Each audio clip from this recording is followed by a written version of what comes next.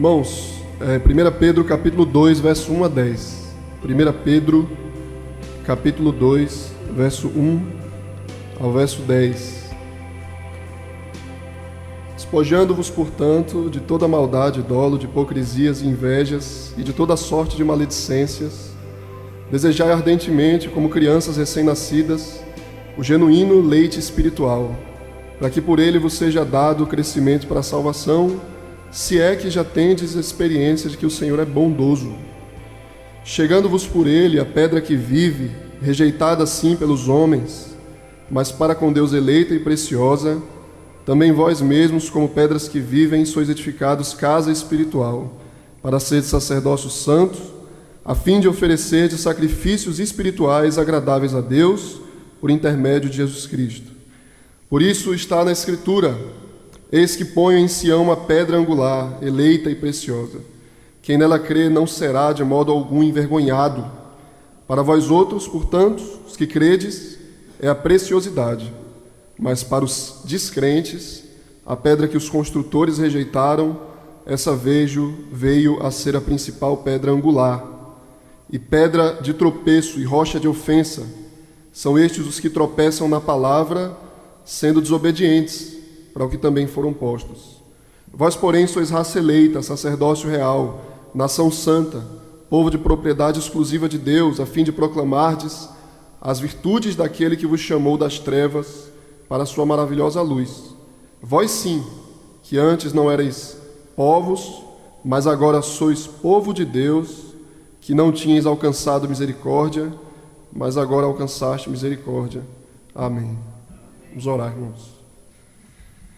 Santo Deus e maravilhoso Pai, Senhor, nós te suplicamos a Tua graça sobre nós nesse momento em especial, em que a Tua preciosa lei, a Tua palavra, ela está diante de nós, sendo exposta, para expor também o nosso coração.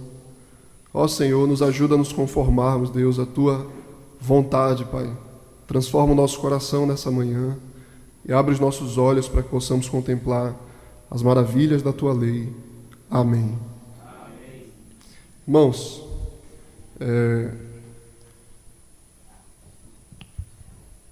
eu lembro quando eu participava dos acampamentos, né, lá na minha terra, sempre ajudava muito. E a gente sempre tinha o mesmo tema, que era esse tema aqui, santidade. Sempre era esse tema, né? A maior parte dos acampantes eram jovens, né? Nosso acampamento era muito roots, dava R$20 cada um e a gente fazia um cuscuz com salsicha. E era sempre esse mesmo tema, santidade, né? A gente tinha sempre essa preocupação. Como é que vocês estão vivendo? Como é que a gente vive? O que é que os jovens estão vendo? O que é que eles estão ouvindo? Então a gente só mudava o texto. Todo ano era santidade, santidade. É o tema de hoje, desse acampamento, né? E eu lembro que a nossa grande preocupação, que incomodava muito o nosso coração, era a maneira como as pessoas estavam vivendo, né? Principalmente a juventude. Santidade, irmãos, basicamente seria se você tem colocado em prática aquilo que você tem aprendido, né? Você tem absorvido com a sua cabeça, mas não com o coração. Então a grande preocupação, né, do pastor, pessoal da organização, eu estava sempre envolvido com isso, seminarista, era essa, a vida prática. Você tem aprendido muito, tem ouvido muito o pastor pregar, e isso não tem mudado a sua vida, então não há santidade na sua vida.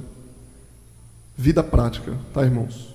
É isso que Deus quer de nós, aplicar aquilo que a gente tem aprendido. Vocês já ouviram falar da história de Roma, né?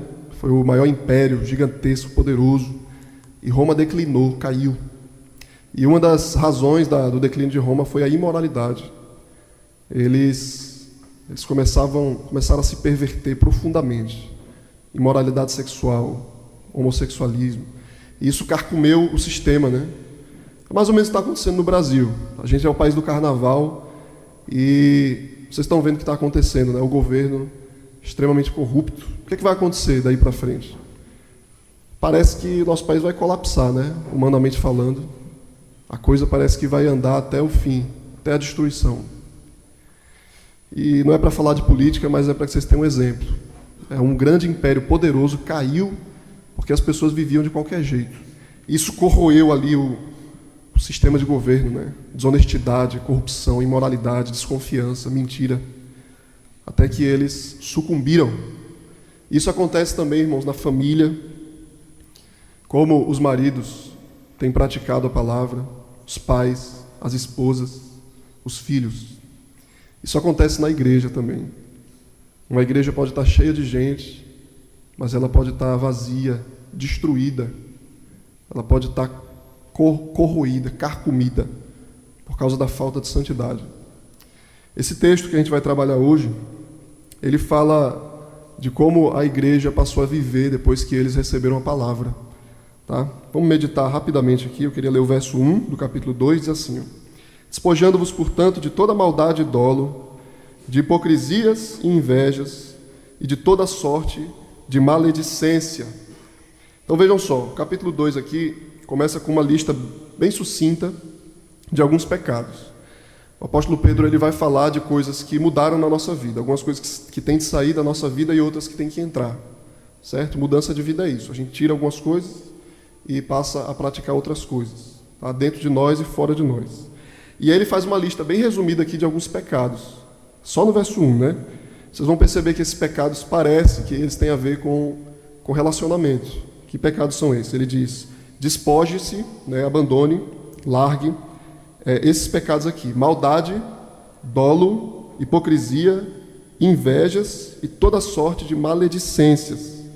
Tá, vamos tentar entender cada um desses pecados rapidamente, irmãos, para vocês entenderem do que Pedro está falando. São pecados voltados para o relacionamento. Então Pedro está muito preocupado com a igreja, o modo como a igreja está se relacionando uns com os outros, como é que vocês se veem, como é que vocês falam uns com os outros, como é que vocês tratam uns aos outros. Isso é importantíssimo, porque o princípio é o seguinte: se você conhece a Deus e se relaciona bem com Deus, você deve amar a igreja. E se você não conhece a Deus direito, se você está mal com Deus, então a igreja vai sofrer nas suas relações, né?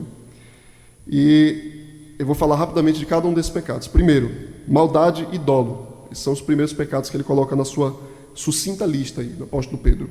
O que é maldade? Maldade seria um desejo de causar dor na pessoa, um desejo bem expresso ali, você não está nem aí, você é uma pessoa má, ruim. Você é uma pessoa que maquina o mal, e você faz isso contra o seu próximo. Aí veja só que coisa estranha. Por que Pedro está preocupado com um negócio desse dentro da igreja?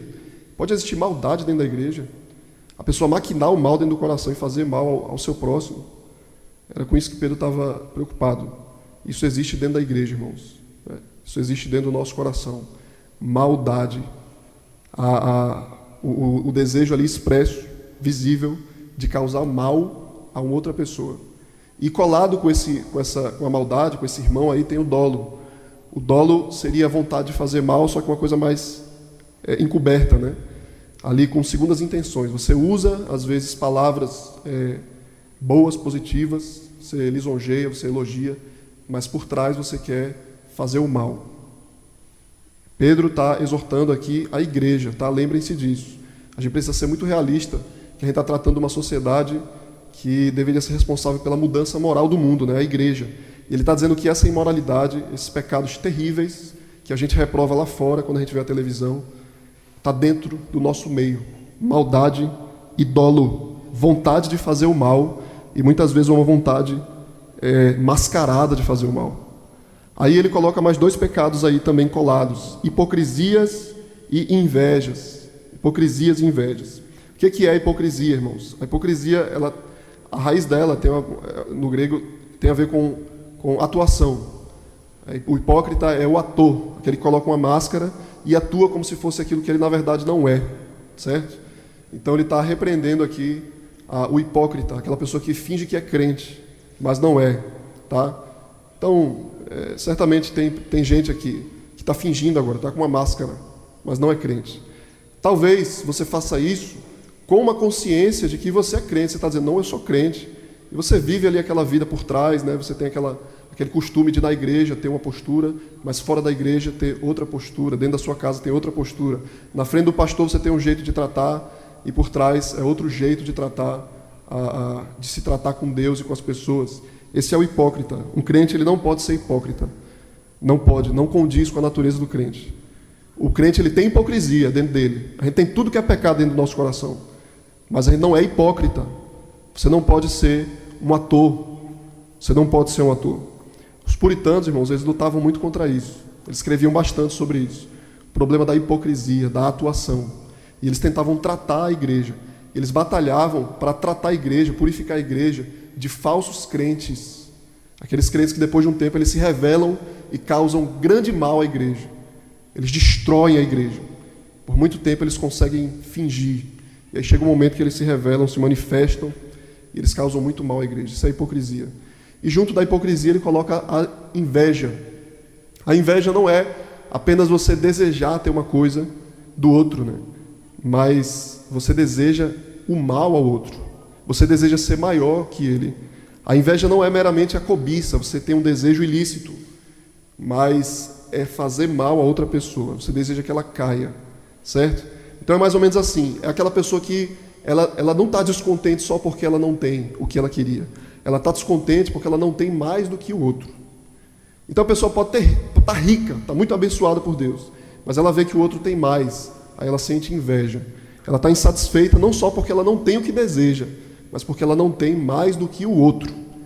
Então ela deseja, além de ter o que o outro tem, ela deseja que o outro não tenha. Isso é inveja. Lembrando, vou sempre frisar isso com vocês, Pedro está tratando da igreja, certo? Então vocês devem sempre pensar nisso, irmãos.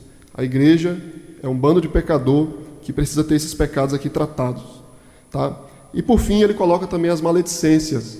A maledicência é você falar mal do seu irmão, especialmente quando ele não está presente, não pode se defender, né? Então a maledicência hoje seria o que a gente conhece por fofoca, né? Então vejam só, irmãos, parece que aquelas preocupações que os pastores têm é uma preocupação aí que traspassa o tempo, né? É a mesma preocupação que o apóstolo Pedro tinha. Então vocês percebem, o apóstolo Paulo, lá na carta de Romanos, no capítulo 1, ele faz uma lista enorme de pecados. Aqueles pecados que ele faz ali tem muito a ver com imoralidade. Ele está tratando a idolatria e a imoralidade. Aqui o apóstolo Pedro faz uma lista bem sucinta e ele escolhe ali, ele seleciona alguns pecados para tentar tratar a igreja, porque pecados eles são infinitos, né? Aí ele pega algumas categorias de pecados e diz: vamos entender esses pecados aqui específicos, vamos tentar tratar isso aqui. Eu acho que a igreja está com problema nesses pecados aqui. Mas percebam uma palavrinha aí, ele diz assim, ó, toda sorte de maledicência, toda sorte de maldade, todo tipo de maldade. Então cada um desses pecados aqui tem dentro deles outros pecados. Esses pecados aqui são categorias de pecado. Então a maldade ela se manifesta de várias formas e a maledicência se manifesta de várias formas. Por isso ele diz toda sorte de maldade, toda sorte de maledicência. E aí a gente precisa ter sabedoria para entender quais são os pecados que estão ligados a esses aqui, certo? E você precisa cuidar do seu coração. Você precisa pedir a Deus que trate isso no seu coração. Eu preciso estar o tempo todo me policiando com a maldade, com a hipocrisia, com a inveja, com a maledicência e com o dolo. Tá, irmãos? É isso que o apóstolo Pedro está tratando aqui. Verso 2 e 3. Ele diz assim: desejai ardentemente, como crianças recém-nascidas, o genuíno leite espiritual, para que por ele vos seja dado crescimento para a salvação, se é que tendes a experiência de que o Senhor é bondoso. De que o Senhor é bondoso. Aí vejam só, Pedro, depois de falar do que a gente deve abandonar, a gente deve se despojar, largar esse negócio ruim, ele passa a falar agora do que a gente deve desejar, certo? Aí você vai perceber que Pedro está usando uma linguagem aqui meio que de uma dieta. Ele está ensinando uma dieta espiritual. O que a gente deve deixar de comer e o que a gente deve passar a comer. Certo? Então você foi no nutricionista, o nutricionista disse assim: corte isso da sua vida aqui. Esse negócio aqui vai fazer mal para o seu fígado, para um monte de coisa aí. E ele diz: agora largue isso aí e passe a comer isso aqui. Esse tipo de comida que tem essa vitamina aqui, esse tipo de comida que tem esses nutrientes, você vai passar a comer isso, tá? Para emagrecer, para engordar. É isso que você vai passar a comer. Então o apóstolo Pedro usa uma linguagem aqui do nutricionista. Largue esse tipo de comida e passe a comer esse aqui, certo? Ele diz assim: tem uma comida específica que o recém-nascido ele come, é o leite, né? Ele toma o leite, ele não precisa de mais nada. Ele tem uma comida completa ali, de tudo que é nutriente. Não precisa nem de água, isso é o recém-nascido. Ele fala, tem um tipo de comida que a gente se alimenta, irmãos, na igreja, que você não precisa de nada mais. Ele chama aqui de puro leite espiritual. O recém-nascido, ele toma, vocês são como recém-nascidos que precisam desse leite espiritual que vai nutrir você, e você não precisa de mais nada além desse leite. Que leite é esse? Que leite é esse que a gente deve desejar ardentemente? É um leite puro e que é maravilhoso, a gente deseja ele ardentemente. Esse leite é a palavra. Esse leite é a palavra.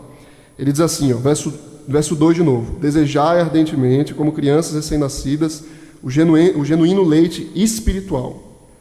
Espiritual. Essa palavrinha espiritual aí, irmãos, ela é uma palavra, foi difícil de ser traduzida, né? Eles colocaram espiritual, mas ela deriva da palavra logos, que significa palavra. Então, espiritual aqui significa a palavra de Deus, tá? Esse leite espiritual aqui é a Bíblia. A igreja precisa se alimentar de Bíblia, de palavra, não só ouvindo a pregação, mas também em casa lendo a Bíblia e colocando em prática na sua vida, aplicando a palavra na sua vida, certo? Ele diz que a palavra é um alimento suficiente para nutrir você profundamente, ricamente. Você precisa da palavra, tá? Ele diz que essa palavra ela deve ser trazida para nós como um alimento puro, sem contaminação, sem dolo, um alimento genuíno, puro, bom, certo? Isso é a palavra. E a palavra, irmãos, ela é capaz de nutrir a gente tão ricamente assim, quando ela é apresentada fielmente, quando ela é apresentada sem segundas intenções, sem dolo, sem deturpações, e quando ela é apresentada completa. Completa. Então você precisa ler a Bíblia toda, você precisa ler a Bíblia sem segundas intenções, sem a intenção de pegar só aquilo que você quer pegar, deturpar aquilo que você não gosta, mudar o sentido do texto, e você deve ir para a palavra ardentemente, com um desejo desenfreado. Você lembra quando você não era crente, que você lutava contra aquele... Você não lutava, né? Você era dominado por aquele vício, aquele pecado desgraçado que destruía você, mas você amava ele, você queria muito aquele negócio. Você deve desejar ardentemente a Bíblia, a presença de Deus, viver para Deus. Veja, irmão, se você hoje é crente, você é crente de verdade hoje, lembre do seu passado, o quanto você amava aquele negócio lá, o quanto você amava aquele vício, aquele pecado, e ninguém dominava você. Você ia fazer aquilo que você queria fazer. Você abandonava até o horário do seu trabalho para cumprir aquele negócio. Veja aquelas coisas que são lícitas hoje, que você ama muito, a comida que você deseja, você vai lá e compra, e você gasta o seu dinheiro até insensatamente para conseguir aquela comida. Aquele desejo desenfreado que você tem de falar com aquela pessoa, você vai lá e se encontra aquela pessoa. E a gente não tem esse desejo pela Bíblia, pela palavra. A gente não ama a palavra de Deus, a gente não ama a presença de Deus, a gente não ama andar com Deus. Eu amo, pastor, eu amo Deus, eu amo muito Deus. O que vai evidenciar isso é a sua vida, quanto você tem expressado esse desejo ardente, ardoroso. Sabe qual é o problema sério da igreja que a gente tem passado na igreja evangélica? E, infelizmente, um setor da igreja tem sido responsável por isso, né? A gente, quando virou crente, a gente tornou tudo muito místico. E quando a gente saiu de uma determinada igreja e veio para outra igreja, a gente tornou tudo muito sobrenatural. Como se bastasse aquela espiritualidade, aquela coisa meio... aquela fumaça meio fantasmagórica de religião. Como se na religião a gente não precisasse praticar a coisa, fazer a coisa, viver, ardentemente desejar, ir lá e fazer, certo? A Bíblia. Você acorda de manhã com desejo de ler a Bíblia, você diz assim, eu não orei hoje, eu preciso orar. Eu não encontrei com Deus hoje, eu preciso encontrar com Ele hoje. A igreja, eu preciso ir para a igreja, eu estou com um desejo forte para a igreja. Quando veio a pandemia, a gente foi bem testado nisso, né? Que fecharam as igrejas. Você foi dominado por aquele desejo de ir para a igreja. Cadê a minha igreja? Eu quero estar com o povo de Deus, adorando a Deus publicamente. Então ele diz, esse desejo ardente que você tem que ter pela Bíblia, por Deus, por ser alimentado por Ele, ardentemente. Esse alimento completo que a gente despreza muitas vezes. Tá? Só para fechar esse ponto aqui, vocês entenderem a riqueza da Escritura, o apóstolo Paulo, 2 Timóteo 3,15 diz assim, desde a infância sabes as sagradas letras que podem tornar-te sábio para a salvação pela fé em Cristo Jesus. Isso é a Bíblia. Isso é a palavra de Deus. Você tem desejado, irmãos, a palavra de Deus, conhecer a Deus profundamente? Aí ele coloca uma observação interessante no verso 3, ele diz assim, se é que já tendes a experiência de que o Senhor é bondoso. Aí ele traz uma constatação. Ele diz assim, se é que você já tem provado a bondade de Deus, ou já que vocês têm provado a bondade de Deus, vocês precisam desejá-lo ardentemente, apaixonadamente, já que vocês têm provado a bondade dele. Tá? Deus tem sido bom para você? Como é que você não deseja ele ardentemente, fervorosamente, ousadamente, já que ele tem sido bom para você, já que você tem provado da bondade dele? Aí ele continua na linguagem. Se você observar aí, isso aqui é uma citação do Salmo 34. Provai e vede que o Senhor é bom. Aí ele cita aqui, e ele adequa aqui a situação da igreja para quem ele está escrevendo. E ele diz assim, irmãos, essa linguagem do salmista, provar, é uma linguagem de comida, certo? Provar aqui significa, não é colocar Deus à prova, é provar, é degustar. Provar a bondade de Deus. Se você provou a bondade de Deus, é isso que você vai fazer. Você vai querer voltar para Ele de novo. Então, se você não quer ardentemente Deus, você não provou dele. Você não provou dele. E é muito comum a pessoa achar que provou. Vocês entenderem. Imagine um cientista que pegou uma gota de mel. Ele nunca colocou o mel na boca. Ele pegou a gota de mel, fez uma experiência ali, colocou no microscópio, fez uns experimentos e no final ele concluiu e disse, é doce. Mas ele não provou o mel. Aí vem uma pessoa que não sabe nada de ciência, de biologia, de nada, ele pega o mel, bota na boca e diz, é doce. Ele provou. E o olho dele brilhou, a Bíblia diz, né? O olho dele brilhou. Ele degustou e ele sentiu o prazer do mel. Isso é a diferença entre algumas pessoas. Algumas ficam só da teoria. Elas não provaram. E algumas pessoas provaram. E elas dizem assim, eu quero mais. Eu quero comer mais disso. É disso que o salmista está falando aqui.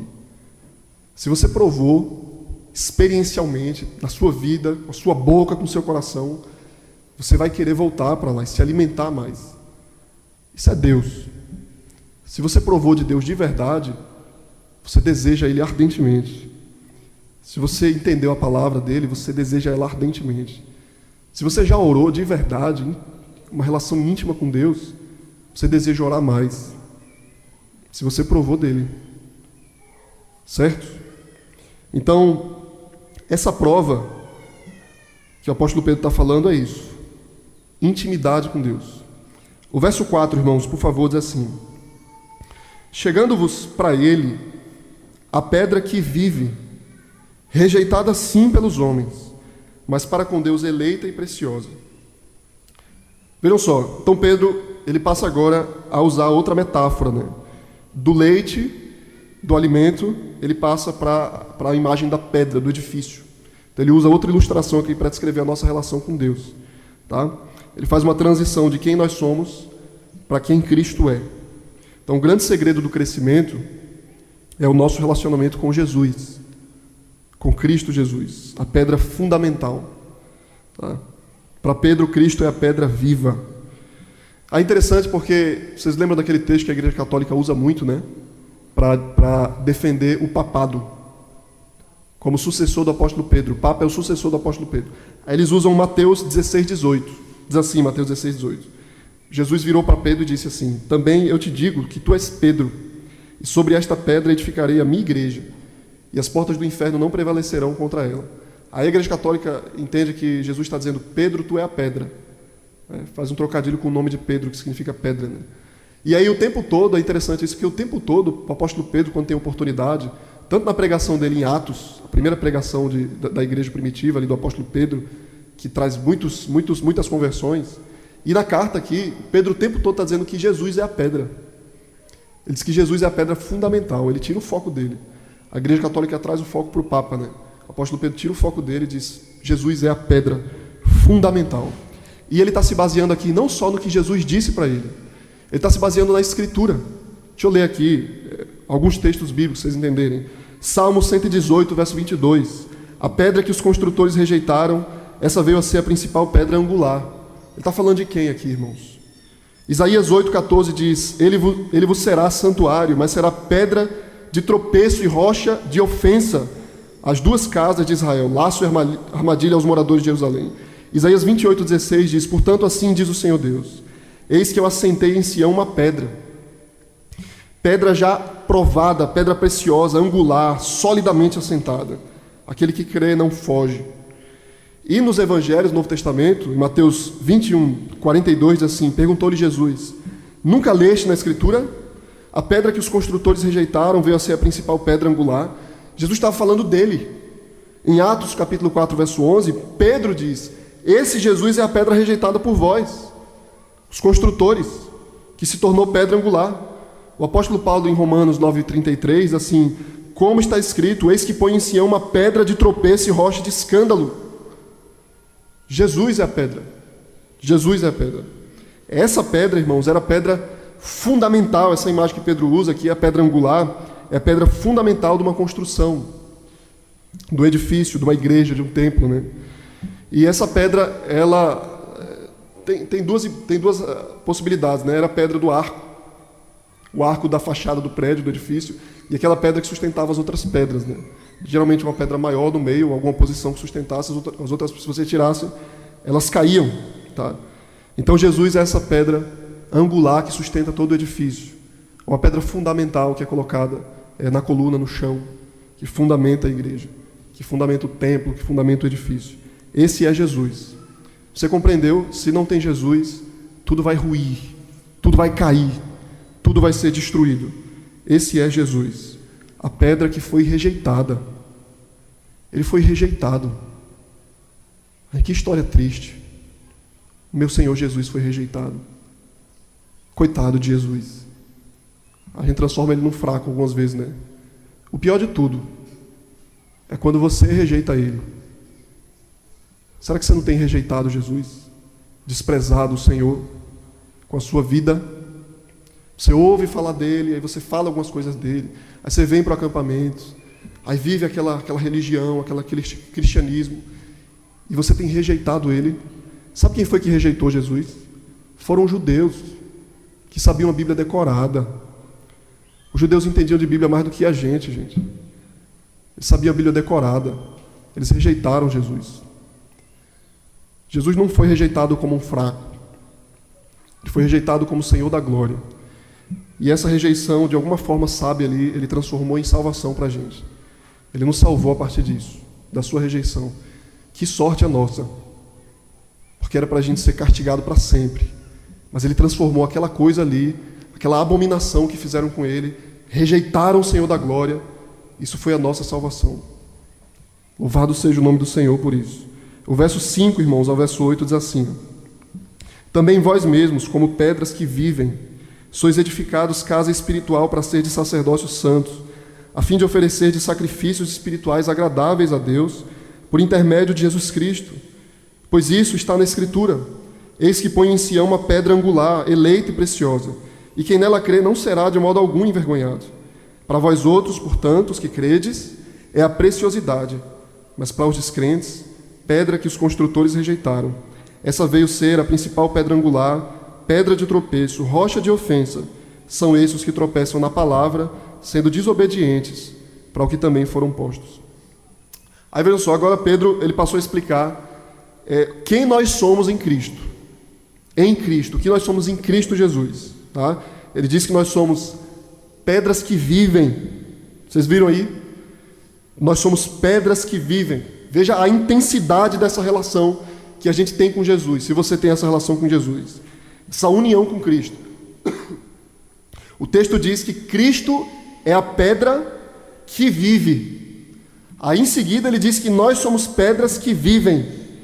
Nós somos colocados nesse edifício como pedras que vivem, recebendo uma qualificação que pertence a Cristo. Pedra que vive. Tá? Aí alguém disse assim, essas pedras vivas, elas trazem a ideia que o cristianismo é uma comunidade, certo? Então você imagina um prédio cheio de pedras, vocês sabem que essas paredes aí são vários tijolos juntos, né? Então é assim o edifício. Então o cristão independente, ele é uma contradição. Essa é a imagem que o apóstolo Pedro tem em vista quando ele chama a gente de edifício, de templo. Essa é a imagem que Deus quer que a gente imagine. Nós somos um edifício. Então vejam o propósito de Pedro. Vocês estão entendendo o raciocínio dele? Tudo tem a ver com a relação da igreja que expressa a relação que a gente tem com Cristo. O que Cristo é? Ele é uma pedra fundamental, que é colocada para fundamentar uma comunidade de pedra, conjunto de pedra. Essas outras pedras aí, tudo mal feita, rachada, é a gente. E a gente está tudo junto ali. Tá? Isso é a igreja do Senhor.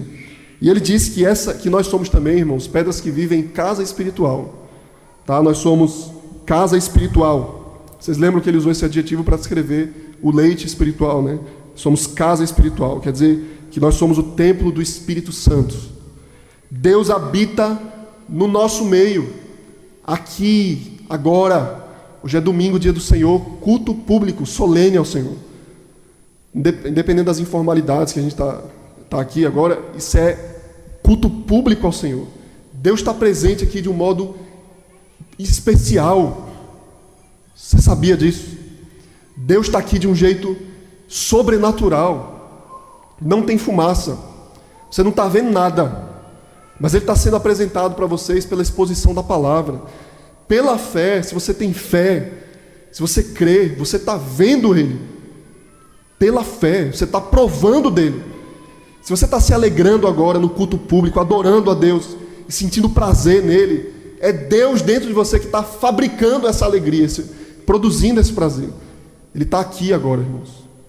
Se você acredita nisso, você está provando disso. Deus está aqui entre nós. Por quê? Nós somos casa espiritual. Nós somos o povo de Deus. Em seguida ele diz que nós somos sacerdócios santos. Veja quantos adjetivos para descrever a gente. Essa coisinha bonita que a gente é. Fraco. A gente aqui, alguns sem atenção nenhuma. Talvez não sejam crentes, mas aquele crente fraco, você é sacerdócio santo. Que coisa impressionante, né? Quem sou eu, Senhor? Quem sou eu? Se eu for me descrever aqui, vai ser um monte de coisa ruim, né? Aí Deus diz assim para mim, você é sacerdócio santo. Que coisa impressionante, irmãos. Que valor é esse que Deus atribui a nós? Por causa do seu Filho. Por causa da morte de Cristo. Nós somos sacerdócio santo. Ou seja, a gente tem livre acesso a Ele. A gente pode ir até Ele livremente, sem medo da sua ira, se você está em Cristo Jesus. Mas não só isso, a gente oferece a Ele sacrifícios espirituais agradáveis a Ele. Esse é o propósito, inclusive, da nossa função, sacerdócios santos. Não somos apenas templos, somos também sacerdotes. Isso é muito poderoso. Isso é a sua identidade. Então imagine, especialmente nessa geração que a gente vive, né, de crise de identidade, onde está todo mundo perdido sem saber quem é. Algumas pessoas dizem assim, eu não sou homem, vou virar mulher. Aí tem aquela crise, aqueles conceitos de gêneros aí abomináveis para pessoas perdidas, que não sabem quem são. Crianças que não sabem quem são. Adolescentes que não sabem quem é. Tomado pela depressão e ansiedade, porque não sabe quem é. Se você está em Cristo Jesus, está aqui o seu currículo, a sua definição, pela língua dele, ele está dizendo quem você é. Sacerdócio santo. Você vai preencher o vazio, vai consertar essa sua crise, quando você colocar em prática isso aqui. Se você é crente, é isso que você é. Sacerdócio santo. Você tem livre acesso a Deus. Você pode a Ele oferecer esse sacrifício de louvor a Ele, cumprir o propósito da sua vida, louvar o Senhor. Então, irmãos, nós não precisamos de sacrifícios de animais, derramamento de sangue, primeiro, porque Cristo foi sacrificado uma vez por todas, Hebreus 9, 28. Cristo tendo se oferecido uma vez para sempre para tirar os pecados de muitos, aparecerá a segunda vez sem pecado aos que guardam a sua vinda. Uma vez para sempre. Esse foi o sacrifício definitivo do nosso Senhor. Mas não só isso. A gente não tem necessidade daquele sacrifício, porque esses sacrifícios de sangue foram substituídos também pelos sacrifícios espirituais. Veja quanta coisa a Bíblia diz para nós. Por exemplo, o nosso corpo, os nossos membros, o apóstolo Paulo diz em Romanos 12, 1, rogo-vos, irmãos, pelas misericórdias de Deus, que apresenteis o vosso corpo por sacrifício, vivo, santo e agradável a Deus, que é o vosso culto racional. O seu corpo é um sacrifício para Ele. Em outro lugar, no capítulo 6 de Romanos, o apóstolo Paulo vai explicar que isso é feito quando a gente usa direito o nosso corpo. Suas mãos, seus olhos, seus ouvidos. Quando você usa o seu corpo para a glória dEle. O nosso louvor, irmãos, com os nossos lábios e as nossas boas obras, nosso serviço ao nosso irmão, são sacrifícios espirituais. Hebreus 13, 15 e 16. Por meio de Jesus, pois, oferecemos a Deus sempre sacrifício de louvor, que é o fruto de lábios que confessam o seu nome. E ele diz ainda, não negligencieis a prática do bem e a mútua cooperação, pois com tais sacrifícios Deus se compraz. Então, nosso louvor, a prática do bem em favor do nosso irmão, nosso próximo, são sacrifícios agradáveis a Deus. Deus recebe isso com prazer. Ele sente prazer. Então Deus, que não tinha prazer nenhum nas nossas obras antigas e que não tem prazer no nosso pecado, Ele tem prazer nas nossas boas obras e no nosso louvor, quando nós usamos bem o nosso corpo. Não só isso também, no bom uso dos nossos bens. Filipenses 4,18 diz, recebi tudo que tem abundância. Estou suprido desde que Epafrodito passou as mãos, o que me veio da vossa parte como aroma suave, ele diz. Donativos, benefícios materiais, como aroma suave, sacrifício aceitável e aprazível a Deus. O apóstolo Paulo diz que aquele dinheiro que ele recebeu, aquela oferta que ele recebeu, aquela comida que ele recebeu, era oferta de sacrifício a Deus, aroma suave a Deus. Deus recebe isso, irmãos, com prazer. Tá? Então, aí eu vou voltar. O apóstolo Pedro está com um raciocínio aqui. Ele está falando da igreja, a santidade da igreja. Como é que vive a igreja? E ele usa todos esses adjetivos que pertenciam ao povo de Israel no Antigo Testamento para descrever a igreja hoje. Certo? Nosso sacrifício a Deus é para o bem da igreja. Tá? Então as almas, irmãos, que nós ganhamos para Cristo, nosso irmão pastor Jonatas fez uma devocional sobre missões, Romanos 15:16 diz assim, para que eu seja ministro de Cristo Jesus entre os gentios, no sagrado encargo de anunciar o evangelho de Deus, de modo que a oferta deles seja aceitável. Pessoas que se convertem para a glória de Deus são recebidas como oferta ao Senhor. Quando Deus ele ganha uma alma através de nós, Deus recebe isso como sacrifício vivo. Maravilhoso. Tanta coisa que a gente pode oferecer a Deus.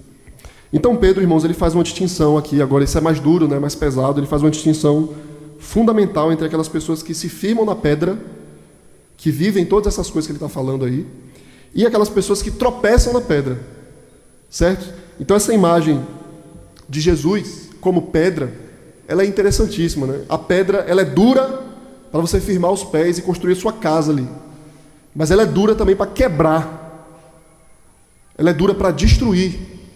Então há aquelas pessoas que se alicerçam em Cristo e creem em Jesus, é se alicerçar em Jesus, e aquelas pessoas que tropeçam na pedra. Tá? Quem é você hoje? Você está tropeçando em Jesus? Tropeçar em Jesus, irmão, não é simplesmente chutar Jesus. Eu não quero Jesus. Tropeçar em Jesus é você se escandalizar com a sua palavra. É você não compreender a sua palavra e achar ela ruim. Você está tropeçando nele. Ele está diante de você e você está tropeçando nele. A palavra escândalo significa tropeço, literalmente. Você está achando ruim o que Deus está falando. Você não está gostando do que Ele está falando. Vou dar um exemplo para vocês. Isso aconteceu na pregação de Jesus em João 6. versos 60 a 63. Jesus diz assim, João diz assim: muitos dos seus discípulos, tendo ouvido tais palavras, disseram: duro é este discurso, quem o pode ouvir? Mas Jesus, sabendo por si mesmo que eles murmuravam a respeito de suas palavras, interpelou-os: isto vos escandaliza? Isso faz vocês tropeçarem? Ele está dizendo: o que será, pois, se virdes o Filho do Homem subir para o lugar para onde primeiro ele estava? Ele diz: vocês estão tropeçando em mim, na pregação da palavra. Estava escandalizando, estavam achando ruim. Duro é esse discurso. Vocês estão achando isso muito ruim? Isso é duro demais. Duro, irmãos, é o que a vida vai fazer com a gente. É o que a vida já fez, talvez, com você. Duro é o que o diabo quer fazer com você. Duro é a dor de se afastar de Deus. Duro é você não ter consolo nenhum por entristecer o Espírito Santo. Mas ouvir assim: não vá por aí que você vai se perder. Isso não é duro. Isso não é intolerância. Isso é amor. Não tropece nisso. Quando você ouve a pregação da palavra e você diz assim: ixi, isso é muito duro. Isso é demais para mim. Você está caminhando para uma dureza real. Uma dureza que vai destruir você. Jesus diz, então, a ideia é a seguinte, do apóstolo Pedro, que ele aprendeu com Jesus, né? Ele está dizendo: há aquelas pessoas que ouvem a palavra e crescem mais. E há aquelas pessoas que ouvem a palavra e se afastam mais de Deus. Então, é exatamente disso que Jesus está falando. Você está aqui sentado hoje e alguma coisa está acontecendo com você agora. Ou você está se aproximando mais de Deus, ouvindo o Evangelho, ou você está se afastando mais dele. Há aquelas pessoas que vão ouvindo o Evangelho e o coração vai endurecendo mais e mais e mais e mais e mais, até que ela abandone a sua fé para sempre. Aí ela diz: isso é muito duro. Que discurso duro. Esse Evangelho aí é duro demais. É isso que está acontecendo com algumas pessoas agora, nesse momento. Você agora está se afastando dele. Então sonde o seu coração e se aproxime dele. Qual é a sua situação?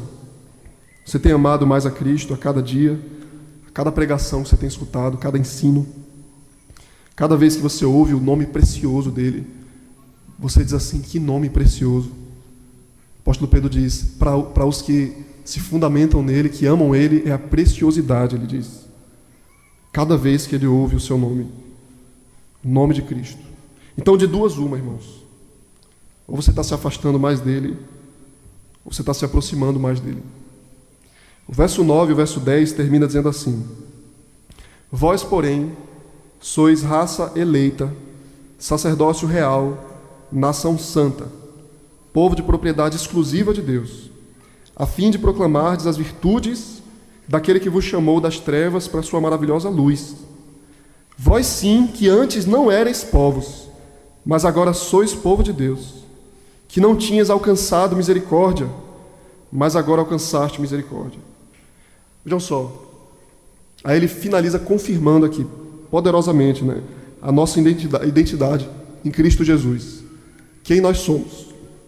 Então Pedro usa expressões aqui da realidade do Antigo Testamento. Aquele propósito que Deus tinha para o seu povo desde o início, lá em Israel, é realizado em nós hoje. Quem nós somos? Povo de propriedade exclusiva de Deus. Expressão que está lá no Salmo 19. Deus diz assim: vocês são meu povo de propriedade exclusiva. Rapaz, que coisa. Quem é a gente, irmãos? Quem somos nós, hein? Para Deus dizer um negócio desse para mim. Povo de propriedade exclusiva dele. O que eu tenho dentro do meu coração, da minha mente? Como eu me desvio do Senhor tantas vezes. Mas ele olha para Cristo e ele me vê e ele diz assim: você é meu povo. Eu amo você, eu amo o meu povo. Eu cuido do meu povo. Propriedade exclusiva, era uma expressão que tinha a ver com um tesouro particular, né? O rei, ele tinha uma seção ali na casa real, que ele guardava o tesouro dele. Era muito ouro, muita coisa preciosa. Diz: vocês são como esse tesouro escondido ali. É o meu povo, a minha igreja. Eu amo vocês. Ele cuida de nós assim. Então, assim, irmãos, a gente deve proclamar as virtudes dele. Veja aí de novo, ele diz assim, ó: vós, porém, raça eleita, verso 9, sacerdócio real, nação santa, povo de propriedade exclusiva de Deus, a fim de proclamardes as virtudes daquele que vos chamou das trevas para a sua maravilhosa luz. Por que que Deus fez isso? Para você proclamar as virtudes dele, você falar dele, louvar ele, a sua vida expressar quem ele é e o que ele fez por você, suas virtudes, suas obras, suas qualidades, seus atributos, o que ele fez por mim. Ele morreu por mim, ele deu a vida dele por mim, o sangue precioso dele, que foi vendido por 30 moedas de prata, por um traidor, que se escandalizou com o discurso dele, se afastou dele. Aquele precioso sangue que vale infinitamente mais do que 30 moedas de prata, foi derramado por mim. Por mim. Ele morreu por mim. Nós somos o seu povo. Como é que eu sei disso? Como é que a gente sabe? Você fala, você testifica. As pessoas sabem quem vocês são.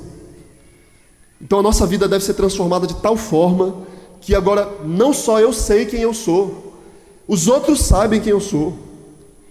E eles dizem: Danilo não é mais aquela pessoa de antes, ele é outra pessoa. Ele está em outro lugar agora, o que identifica ele é outro estilo de vida, outro modo de falar, outra forma de pensar. Ele é crente, ele segue Jesus, ele ama Jesus, ele é apaixonado por Jesus Cristo, ele arde fervorosamente por ele. Eu quero o Senhor, eu quero que ele volte logo, que tudo passe logo.